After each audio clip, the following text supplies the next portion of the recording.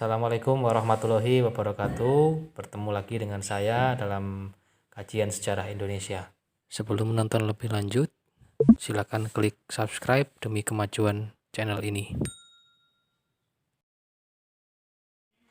Pada kesempatan kali ini, kita akan mengkaji tentang pengertian politik etis, latar belakang, tokoh, serta tujuan diselenggarakannya politik etis oleh Kerajaan Belanda bagi masyarakat Hindia Belanda.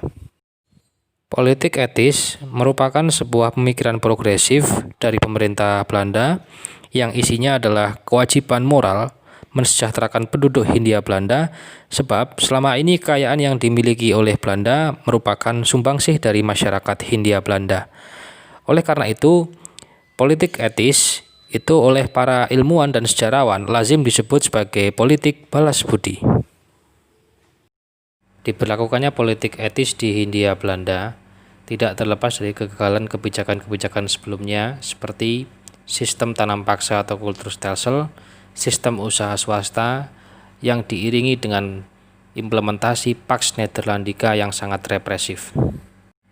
Pelaksanaan tanam paksa misalnya, sedari awal kebijakan ini sangat kontroversial karena hanya dianggap menguntungkan pemerintah kolonial dan merugikan para petani, terutama di Pulau Jawa.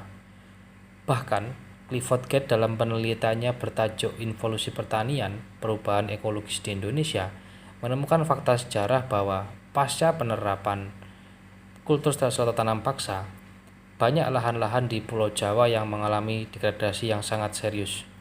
Dihapuskannya tanam paksa tahun 1870 membuka peluang pemerintah kolonial untuk meliberalisasi ekonomi dengan tujuan memperbaiki nasib rakyat pribumi. Akan tetapi, justru malah tidak berhasil karena kebijakan ini malah membawa kekayaan alam Nusantara terus mengalir ke negeri Belanda. Sebaliknya, rakyat di Jawa khususnya hidup dalam kemiskinan dan kesengsaraan. Sementara itu, di luar Jawa, Belanda mulai gencar melakukan aksi-aksi militer untuk menaklukkan wilayah-wilayah yang belum masuk ke dalam koloninya. Hal ini dilakukan Belanda untuk merealisasikan cita-cita politiknya, yaitu Pax Nederlandica atau menyatukan seluruh daerah-daerah koloni dalam satu kerangka administratif yang berpusat di Batavia. Tidak jarang, akibat kebijakan yang represif dan penggunaan aksi militer menyebabkan banyak sekali masyarakat Hindia Belanda yang tewas. Karena perang tidak bisa dielakkan ketika Belanda mulai melakukan penaklukan. Selanjutnya mereka bergerak untuk memberikan kritik kepada kerajaan Belanda agar segera bertindak melakukan sesuatu demi kebaikan dan kemakmuran rakyat pribumi. Dalam sejarah Indonesia, kita mengenal berbagai tokoh yang kritis menyuarakan kritikan terhadap pemerintah kerajaan Belanda terkait dengan persoalan kesejahteraan masyarakat pribumi. Tokoh-tokoh tersebut antara lain Baron van Dedem, Hendrik Hubertus van Col, Peter Broshoff, Konrad Theodor van der Venter, Walter Baron van Huvell, Francis van der Voort, Perdana Menteri Torberg, dan yang terakhir adalah Edward Dorsdecker yang kita kenal sebagai Multatuli dalam bukunya Max Havelaar. Di antara kritikan yang telah dilakukan oleh tokoh-tokoh politik etis tersebut, ada satu kritikan yang sangat menggemparkan waktu itu, yakni kritikan yang ditulis oleh Van de Venter dalam koran The Gids yang terbit tahun 1899 dengan judul ENR School atau Hutang Kehormatan. Melalui tulisan ini, Van de Venter seolah menampar keras bangsa Belanda yang telah sekian lama menghisap kekayaan Hindia Belanda tanpa menghiraukan kesejahteraan warga pribumi. Tulisan inilah yang nantinya akan memunculkan pro dan kontra di kalangan masyarakat Belanda hingga akhirnya politik etis diberlakukan pada tahun 1901. Pada dasarnya, tulisan Van de Venter berjudul ENR School terdiri atas 3 pokok gagasan utama yang lazim disebut sebagai trias politika atau tiga ide politik dari Van Deventer, yakni edukasi, irigasi, dan transmigrasi.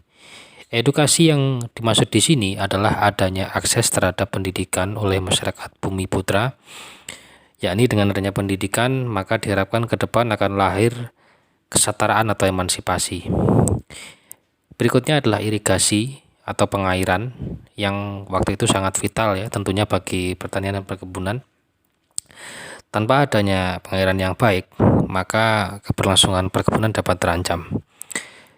Ide irigasi ini muncul karena pasca Kulturstelsel dan pasca diterapkannya sistem usaha swasta, banyak tanah di Hindia Belanda ini yang mengalami degradasi lahan sehingga perlu dipulihkan. Oleh karena itu, ide irigasi ini sekaligus sebagai bentuk balas budi kepada masyarakat Indonesia yang memang pada masa Kulturstelsel dan pada masa sistem usaha swasta banyak menyumbang kekayaan bagi negeri Belanda. Gagasan terakhir ialah transmigrasi. Jadi menurut Van Deventer, pada waktu itu Pulau Jawa memang sudah sangat padat penduduknya. Makanya harus dipindahkan ke pulau atau daerah lain yang masih sepi penduduknya. Hal ini bertujuan untuk meratakan jumlah penduduk yang tersedia serta untuk menjadikan para transmigran tadi sebagai pekerja-pekerja perkebunan yang nantinya memang oleh Belanda akan dibuka perkebunan-perkebunan di luar Jawa. Adanya transmigran ini juga memudahkan Belanda secara keuangan karena bisa mendatangkan buruh murah dari Pulau Jawa. Pada prinsipnya, ide-ide yang dicetuskan oleh Van Deventer adalah baik. Hanya ketika dipraktekkan hasilnya memang bertentangan dengan ide awal. Jadi bisa dibilang program politik etis yang termaktub dalam trias politika ini hanya menguntungkan pemerintah kolonial. Perlu dicatat, meski sebagian besar dari dampak politik etis itu menguntungkan pihak kolonial atau penjajah Belanda, namun di sisi lain kelahiran intelektual Indonesia dimulai dari adanya politik etis ini, terutama karena adanya tahapan edukasi atau bidang edukasi yang Belanda selenggarakan dengan mendirikan sekolah-sekolah di Indonesia, sehingga nanti dari situ akan lahir golongan-golongan cendekiawan intelektual yang akan memelopori pergerakan nasional Indonesia. Oke, baiklah, demikian penjelasan tentang politik etis di Indonesia. Kita akan bertemu lagi dengan materi-materi berikutnya dengan sajian dan data yang menarik tentunya.